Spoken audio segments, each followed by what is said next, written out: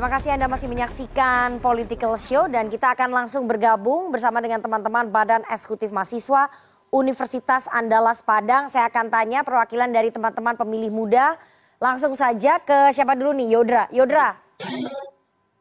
Yodra, Anda memilih sistem proporsional terbuka apa tertutup langsung? Memilih coblos partai atau coblos caleg?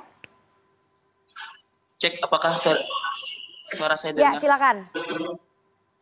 Baik, terima kasih banyak atas kesempatannya. Pertama yang kita harus garis bawahi adalah pada hari ini negeri ini sibuk dengan wacana saja gitu. Wacana dari tokoh-tokoh pejabat yang seharusnya tidak pernah harus membicarakan hal tersebut. Kemarin ada presiden 3 periode ataupun penundaan pemilu. Sekarang ini adalah proporsional tertutup. Seolah-olah negeri ini tidak ada yang harus dibahas lagi. Kemudian kalau kita lihat bahwasanya memang pada hari ini adalah kedaulatan itu berada di tangan rakyat, bukan di kedaulatan di tangan partai. Jadi ketika dia terpilih, dia itu adalah petugas rakyat, bukan petugas partai. Itu yang harus digarisbawahi oleh kita semuanya.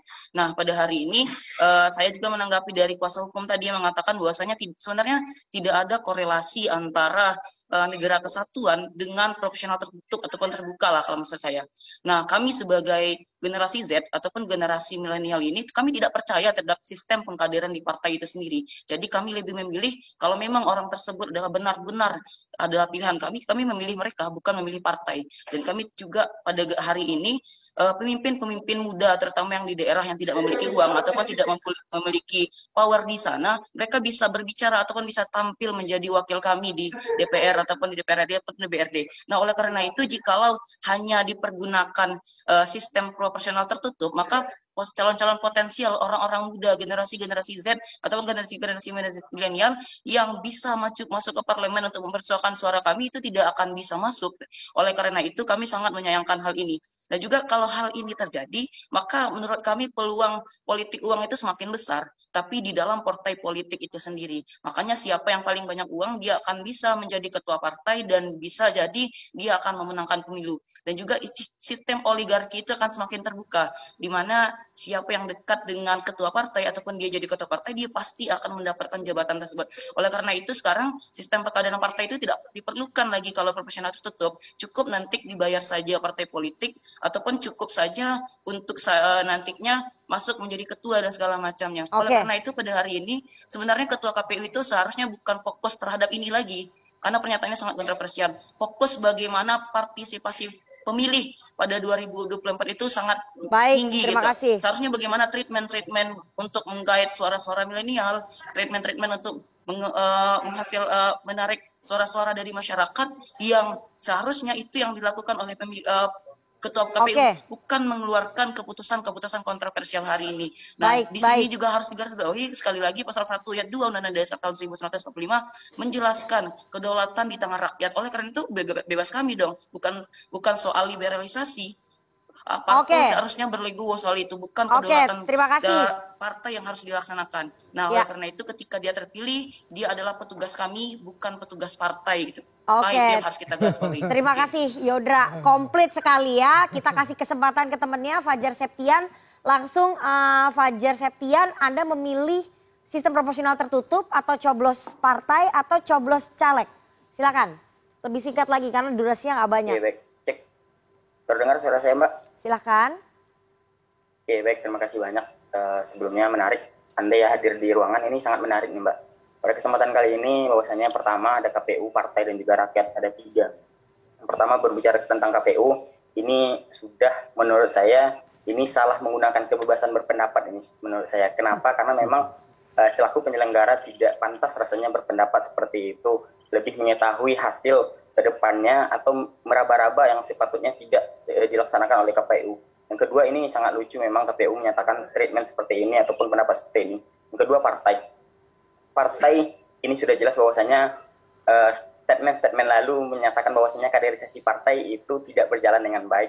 Jadi di sini evaluasi nih bagi partai yang ada di Indonesia nih, Mbak, dan juga yang hadir di studio bahwasanya pada kesempatan kali ini partai gagap dalam menyiapkan kaderisasi dan juga atau gagalnya partai tidak adanya calon kandidat yang kuat yang hari ini yang akan dinaikkan dalam kontestasi demokrasi di masa yang akan datang. Dan juga ada statement dari pemohon yang rasanya juga tidak pantas dilontarkan pada hari ini, Mbak, terkait DPR tidak menghasilkan 0,0 sekian saja itu sudah hasil namanya. Dan sekarang sudah dihasilkan, tadi disampaikan bahwasanya ada 20 hasil undang-undang yang dicapai, ataupun berbicara di sebelum adanya orde baru itu 50. Dan itu rasanya bukan suatu perbandingan menurut saya hari ini. Dan 17 Januari masih panjang, dan itu kita akan kawal terkait keputusan MK, apakah MK memutuskan untuk mengadakan proporsional tertutup atau bagaimana. Juga pada kesempatan kali ini, partai pendukung yang tadi dijelaskan bahwasanya itu banyak dari partai yang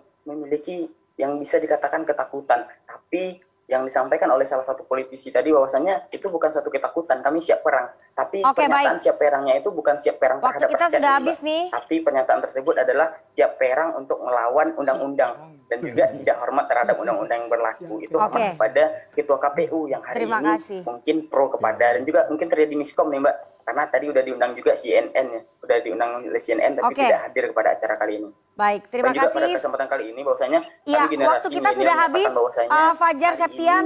Generasi Z pasti memiliki tokoh yang mungkin sudah ditokohkan dari dulu. Dan itu juga bukan. Ya, saya langsung kasih kesempatan ke Mas Surudin, silahkan. Ya. Tanggapannya? Ya, tanggapannya terhadap mahasiswa ya, kita terima kasih mereka juga peduli pada permohonan kita. Ini adalah bagian dari wacana yang kita bangun bahwa pemilu juga harus dinamis seperti saat ini. Kita juga terima kasih kepada KPU memberikan tanggapan pada gugatan kita, karena ini menjadi pemanasan dan mencari sistem yang ideal bagi pemilu ke depan. Kita jangan stagnan, apa-apa yang sudah terjadi ke belakang kita harus kontrol. Konstitusi juga hidup, ideologi bangsa juga harus diperkuat. Pancasila, kesatuan, kedaulatan rakyat, sistem pemilu, bagaimana kita partisipasi publik, masyarakat, karena tren pada pemilu-pemilu sekarang itu turun-menurun, turun terus.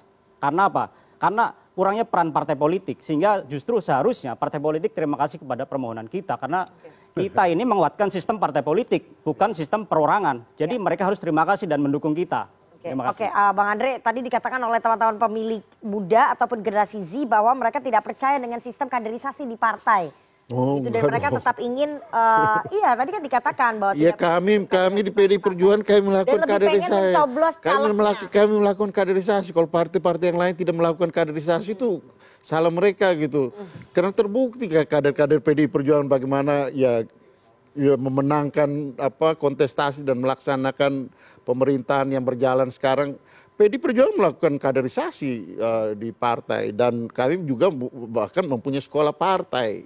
Dan itu berjalan secara berjenjang gitu, ada kader pratama, ada kader utama. Jadi soal kaderisasi itu harus dilakukan. PDI Perjuangan bukan partai fans club yang sekarang ya lebih banyak ya orang datang ke partai karena ada artis di situ, karena ada artis yang jadi, atau ada uangnya di situ. Jadi memang kita membangun suatu keyakinan ideologis. Dan kalau kita bicara pilar partai itu adalah pilar dari demokrasi, nah itu tadi seharusnya memperkuat partai ini sebagai representasi dari keinginan rakyat. Jadi ini soal metode, soal cara gitu. Karena dengan sistem perorangan itu juga kemudian juga berbahaya terhadap demokrasi itu sendiri gitu. Karena disitulah tidak adanya kolektivitas di dalam menopang demokrasi itu sendiri gitu. Bang Willy, dampaknya apa dengan sistem proporsional yang sekarang sedang diuji di Mahkamah Konstitusi? Apakah partai-partai nanti siap untuk menolak? Ya gini, biar saya sepakat pendapat dengan Bang Andreas. Kita harus berpikir ini bukan benar salah. Biar publik juga terdidik dalam hal ini.